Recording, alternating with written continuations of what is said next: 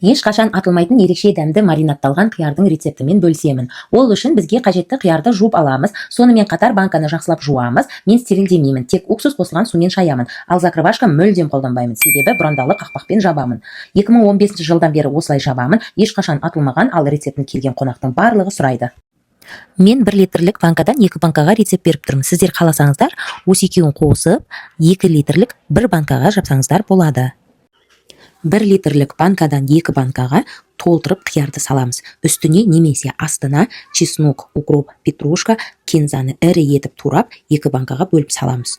Үстінен қайнаған су құйып, 10 минутқа қақпағын жауып қалдырамыз. 10 минуттан кейін қақпағын ашып, ыстық суды төгіп тастаймыз да қайтадан екінші рет ыстық су құямыз. Ол да тағы 10 минут тұрады. 10 минуттан кейін суын төгіп тастаймыз. Енді рассол дайындаймыз. Ол үшін бізге гвоздика, шамамен 10 шақты, смесь перцев, горошектан 1 чайная ложка саламыз, 1 столовая ложка тұз с горкой және 2 столовая ложка қант салып, шамамен 3-5 минут арасында рассолды қайнатамыз. Рассолым дайын, әдемі түсі шықты. Енді құямыз. 1 литр банкаға 1 чайная ложка, екінші чайная ложканы екінші банкаға құямыз. Үстінен қайнап тұрған рассолымызды құямыз.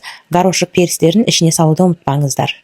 Қақпағын қатты бұрап, жауып, банканы төңкеріп қоямыз. Және банканы орамаймыз, үстінен ештеңе жаппаймыз.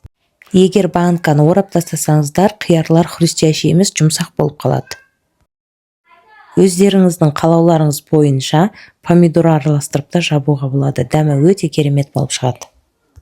Егерде сіз мен сияқты 1 литрлік банкадан екеуге емес, 1-2 литрлік банкаға жабатын болсаңыз, ондай жағдайда қияр, укроп, петрушка, кинза барлығы сол мөлшерде қалады, рассол да сол мөлшерде қалады. Тек қана 2 литрлік банка болғандықтан 2 чайная ложка уксусты сол 1-2 литровый банкаға құясыз. Қалған ештеңе өзгермейді, тура осылай болып қалады.